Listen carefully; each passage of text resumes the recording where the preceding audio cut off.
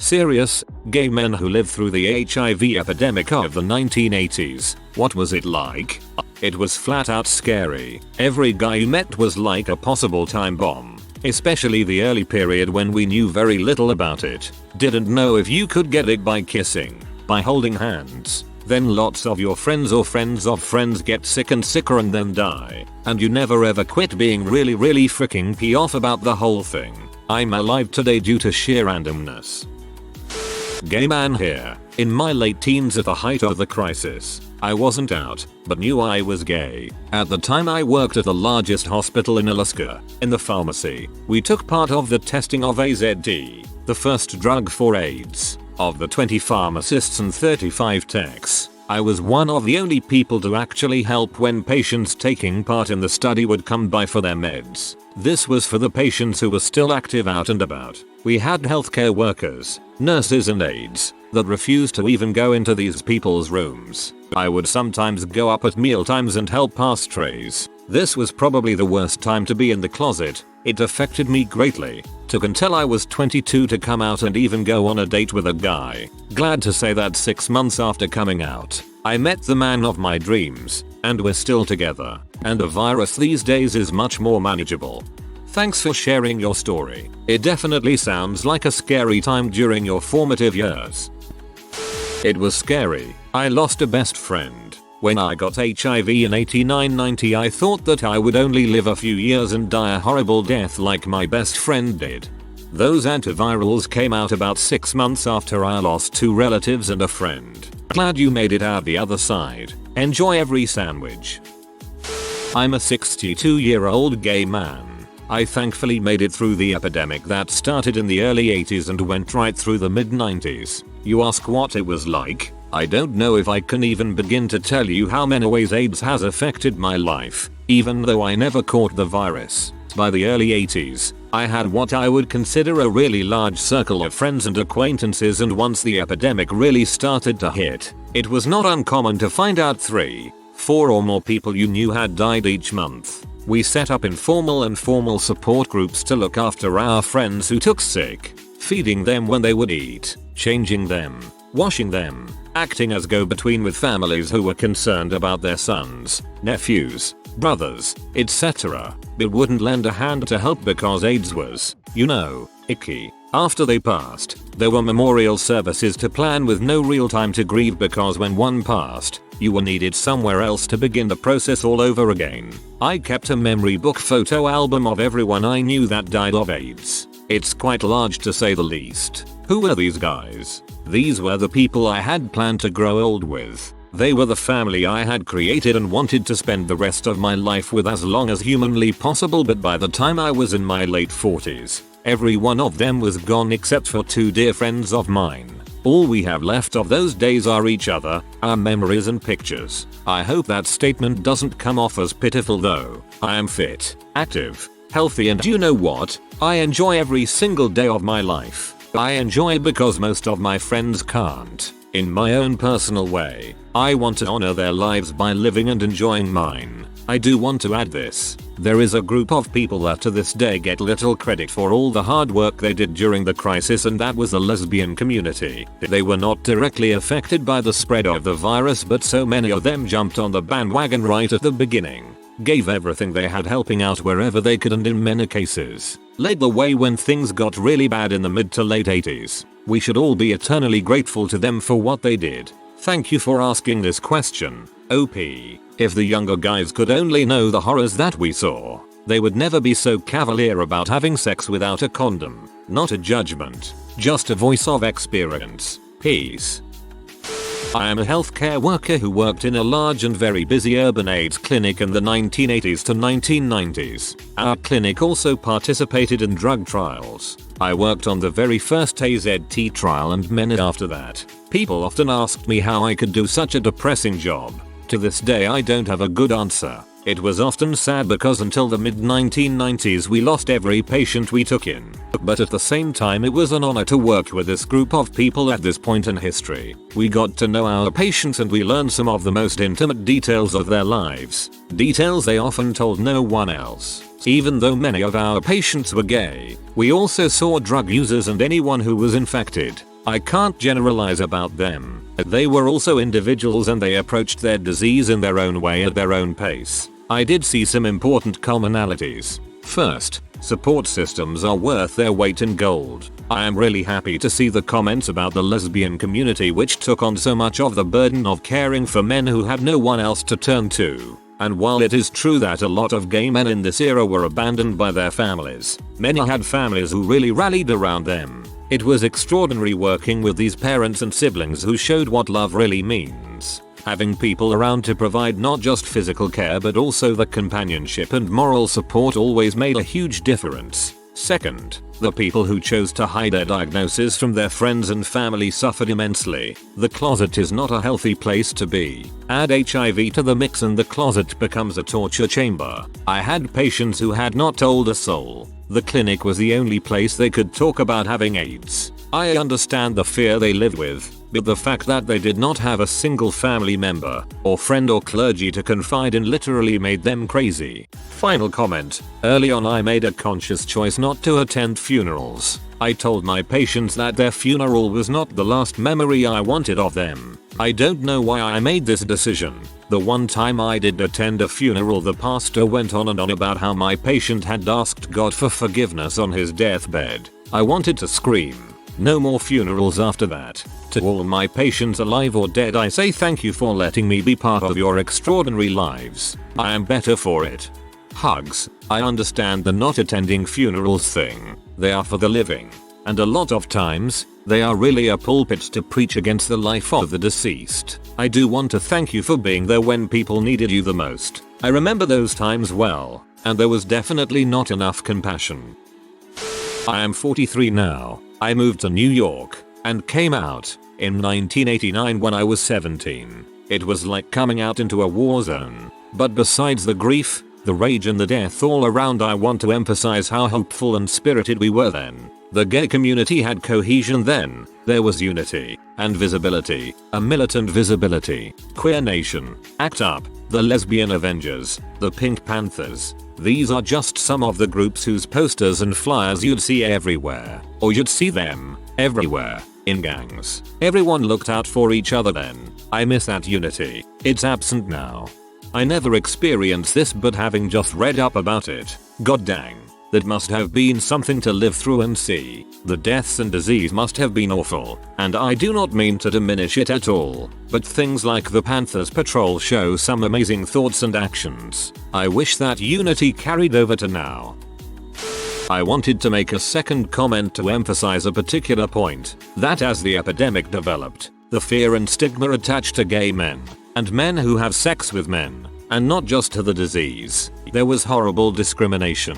Men and families were evicted from their homes. Children, from transfusions, or teens, were refused schooling. Many were refused routine medical care or hospital admission or dental care. Nurses would not attend them. Funeral homes would not receive them or bury them. Restaurants didn't want to serve them. Hugging and greeting became both a political act and often passed for heroism. One of my first appealed cases was representing a man who had Hep C and worked in a public school district in rural NY as a custodian. He was not allowed on school premises while school was in session nor allowed to use the public water fountains. We got a great decision under NY law about employers needing to look at actual science, not fear, suspicion or prejudice, and it was a precedent for AIDS cases. Remember, this was before Americans with Disabilities Act, 1990, and before Fair Housing Act included disabilities, 1988. So unless state had law, it was generally legal to fire someone because of HIV or AIDS or suspicion.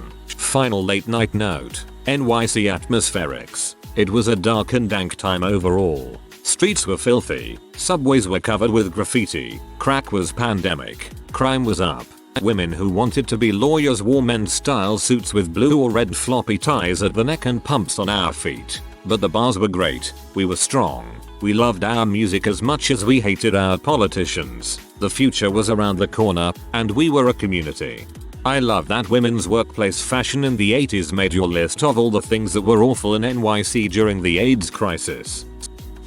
In the 80s, I watched my best friend, my other gay friends, and my uncle struggle with HIV and its impact on their lives. Getting HIV was still pretty much a death sentence and was viewed with great dread. People would get diagnosed and die within a few years. The newspaper would have obituaries of all these young men. It was depressing. Information about avoiding and preventing HIV infection was still new and evolving. Of course, using condoms was emphasized, but at first, the medical community didn't realize that lambskin condoms didn't provide the needed protection. I don't even think you can get lambskin condoms anymore, but in the 80s, because condoms were seen as a contraceptive and not as a preventer of illness, lambskin condoms were a common choice. I was completely surprised when my best friend told me he was HIV positive. I had previously asked about his condom usage because, well, he was my best friend and I didn't want him to get HIV. He assured me he was safe. So when he did tell me about his diagnosis, I asked what the heck happened. Turns out, my best friend got HIV because he had had sex with a guy using lambskin condoms and not latex condoms. And they had used lambskin condoms because they didn't know they shouldn't. After my friend became ill, he struggled with how and what to tell his employer. He was an engineer working in oil and gas. He didn't expect that his co-workers would react kindly to an HIV positive man. He only told everyone he had cancer but not about the HIV status which brought on the cancer. The time from his initial HIV positive diagnosis to his death was 4 years, though he wasn't diagnosed with the cancer until about 6 months before he died. My uncle, on the other hand, was diagnosed sometime in the very late 80s. He told me in 1990 and lived until 2003. He was pretty ill the last few years, struggling with colorectal cancer for about 4 years. I was not surprised that he contracted HIV. He had been taking me to gay bars since I was a teenager in the late 70s and I was well aware of how promiscuous he was. I had heard stories of his trips to clinics to treat the various STDs he had gotten over the years. He came of age in the few years before the AIDS crisis and I don't think he was ever really able to change his behavior to protect himself. I still miss my friend and my uncle and I wish I could go back in time to the 80s and tell them what I know now so they would be safe and still alive. You can still get lambskin condoms. They're really expensive though, $10 for 3, and they have warnings about not preventing STIs. Born in 1975 and raised in Brooklyn. When I was a kid, my favorite part of the year was Halloween. My parents would take me to the parade in Greenwich Village. I was too young to know what I was seeing. All I knew was that it was the most amazing part of the year. There was no gay, just fantastic costumes and happy people in the streets. By 85 or so, the parade had changed enough that even I noticed, and then we stopped going. I never really thought about it until years later when Lou Reed's album New York came out. I think I was about 14 or 15. My mom was listening to it in the kitchen and Halloween Parade came on. That's when I realized what happened, what I had seen, what happened to all those friends of my parents that disappeared from our lives when I was a kid. My mom always cries, even now, thinking about those days. R.I.P. in peace Hank, Steve, Henry and Jerry and whoever I'm forgetting. I came out in 1980. I lost perhaps 24 friends. And a decade of my life that is so painful to remember I almost never speak of it anymore. Reading the comments here brings it all back. A few years ago I spoke to a class of students about surviving the 80s. I mainly told them about a particularly close friend I lost, the ups and downs, his slow decline, the strange diseases. When I looked up there were tears everywhere. You don't get how bad it was until you come out the other end.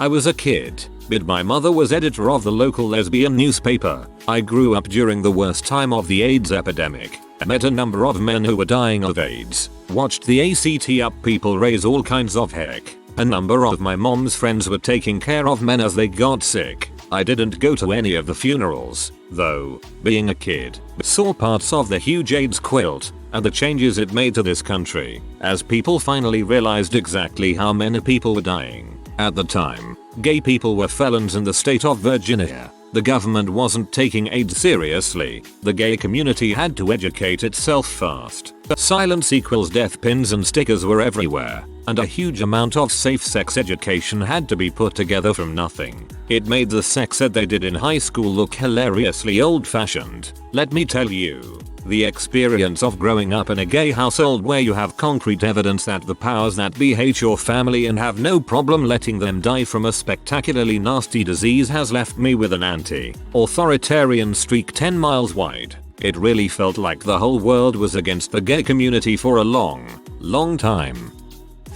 Somehow I was barely even aware this happened. Reading this thread pieced bits of knowledge together for me. Though, I knew Freddie Mercury died of AIDS. I watched Dallas Buyers Club. But Reddit threads always put these things into the context of real people. And I also am piecing it together on the bigger scale. Well, now I know. And I'm so sorry.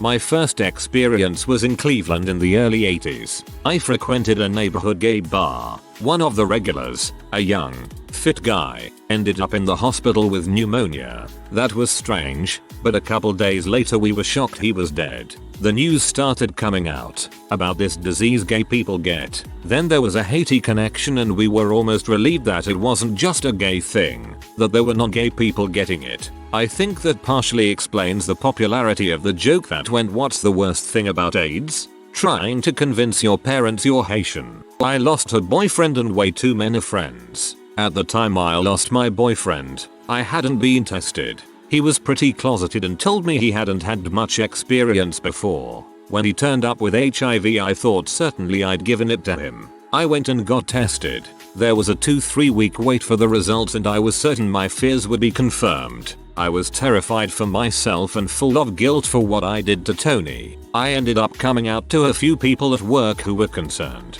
I was negative. I'm sure Tony wasn't that promiscuous, but he got in trouble anyway. There wasn't much they could do with treatment and he went quickly. He wasn't out to his family and for his last days wouldn't let me even visit. Funny story. When I moved to the Bay Area, I asked a gay friend at work to recommend a gay-friendly doctor. Turns out the doctor he recommended was an infectious disease specialist who mainly treated HIV patients. On my first visit, he asked how I'd heard about him.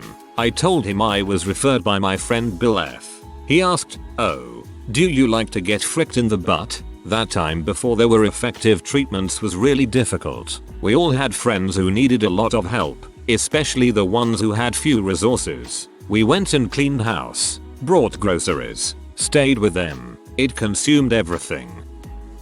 I wasn't out yet, but my parents had a lot of gay friends. I went to a lot of funerals. It was weird and confusing. Guys who'd been near constant presences. Uncle Greg, Uncle Nick, Tall John, Mike and Kurt, Uncle Grace, and on. Suddenly not able to come around because they were sick. Paper masked. Tearful visits to gaunt versions of these great guys who'd been around for holiday dinners and summer vacations. Gone. Their skeleton dipped in wax versions and open caskets. I had an inkling of what these guys were, without wives and girlfriends, and I knew I was the same, and that was terrifying. I was uncomfortable coming out, not because I thought my parents wouldn't love me but because I didn't want them to worry about me getting sick and dying. Once I did come out, the survivors became good mentors, gay and lesbian aunts and uncles with the fear in their eyes, begging me to be careful, interrogating me over boyfriends. Is he a good guy? Is he clean?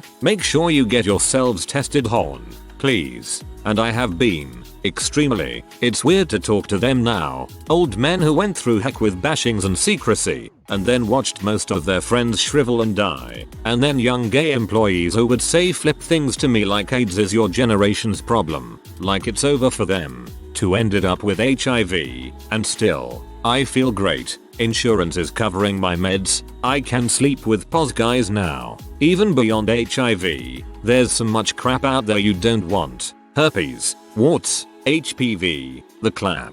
Just be safe. It's not difficult. If you're too frisky to be careful, just jerk it out until your head is on straight again. So many puns not intended lols. Doctor here. Ophthalmology. I spent late 80s and early 90s watching hundreds of gay men go blind from infections in their retinas, then die. My wife and kids know to not talk about AIDS with dad because I have a dead spot in his heart from seeing so many people die. I choked up just writing this post. I was born in 1976 and came out around 1995. This was right as the retroviral drugs were starting to pop up, and being a gay man in New York City, the specter of HIV and AIDS loomed large. I worked at a major record store in the city at the time, with a staff largely comprised of gay men. At least 2 people on the staff were HIV+, and one of the managers was HIV, but had lost his last 3 long-term lovers to AIDS. It was a scary time, and damaged at least 2 generations of gay men because of the stigma that was attached to AIDS. Somewhat oddly, within a year or two, 2 members of my family, presumably straight, were also diagnosed with AIDS. One has passed away while the other is still alive and well 19 years since diagnosis, which, again, was full-blown AIDS, not HIV. Those who were on the front lines in the 80s are angels, to dig in and help people at a time when no one knew if HIV was spread via casual contact, to literally put your life on the line. The bravery and humanity involved in that is beyond admirable. Even as a kid, it was quite frightening to hear about this disease affecting largely gay men. To know that you yourself were gay, and see early death as an inevitability. I was telling my psychiatrist a couple months ago that I wasn't prepared to turn 40, which happens in a year or so, because from the time I was a teenager, I didn't think I would live that long. I spent most of my 20s being paranoid, thinking every cough, every fever, every illness was HIV related. It wasn't, but I lost a lot of time and opportunity due to the fear. And, as it turned out, I have diabetes, which could have been managed a lot earlier if not for my fear of having contracted HIV. This is kind of a ramble, but I have so much respect for those men and women who were on the front lines and were so selfless in offering care and comfort to those who were infected. 23-year-old gay man here. The virus scares me. I have menopausal friends, and have read almost every resource you can imagine. Even knowing that being positive is not a death sentence, there is still something about it that scares me. It is sickening seeing guys my age who don't care about safe sex. They are addicted to using Grindr, or any other apps, for casual hookups and don't even think twice about using protection. Guys have this attitude of, if it happens it happens. I just don't understand it. It's almost like risking it is a way to cope with it. Whenever I try to talk to my friends about it, I am accused of shaming or being ignorant. It also kills me to see guys on dating sites who are positive say they are undetectable, and they are looking for BB equals bareback. That explains why it scares you. For one thing, HIV/AIDS isn't the death sentence it was, so of course the attitude is going to be different. But it's still scary when you know what it can do and treat it. Don't let anyone tell you you're overreacting.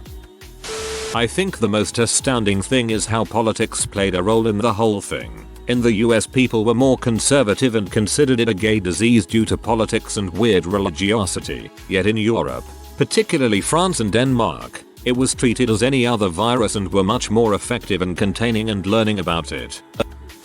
I worked with an older gay man a while ago. He was in his 40s at the time, so he was probably born in the late 50s, early 60s. He spoke of it once, how nobody knew what was going on at first. A lot of his friends would go to these clubs where the back room was just a large empty room with no lights. You went in anonymously and exited the same way. After a while, his friends started dying, but no one really knew why until AIDS became more publicized. Around 2008 or so, the guy's longtime boyfriend made contact and let us know that he had died. Apparently he had been sick for years, but was such a heavy drinker that he never noticed until it was too late. The boyfriend was starting to get sick as well by that point.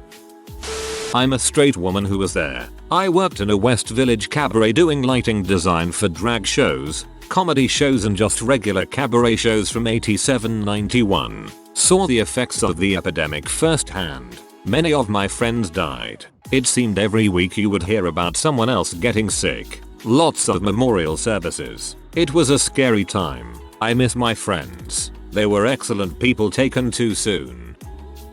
I work in HIV policy in Canada. Some folks showed me an excerpt from How to Survive a Plague, and I knew that anyone working in the field who was new, like me, needed to watch this. It's important to not forget how it was when trying to blaze the trail of how it can be.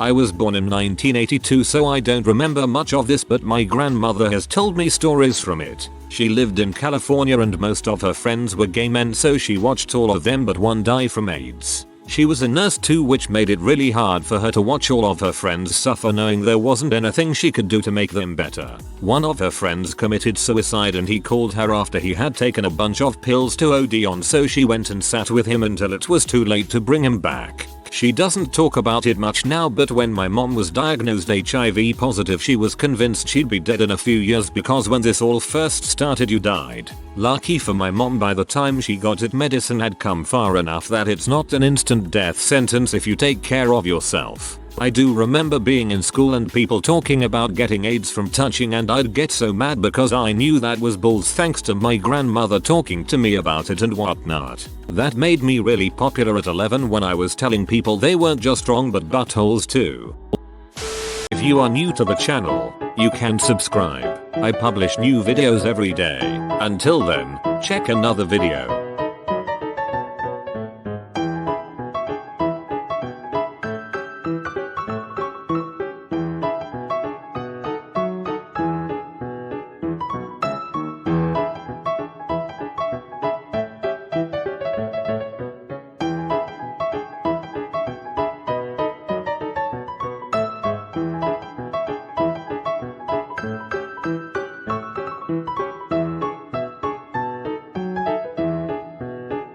Bye for now.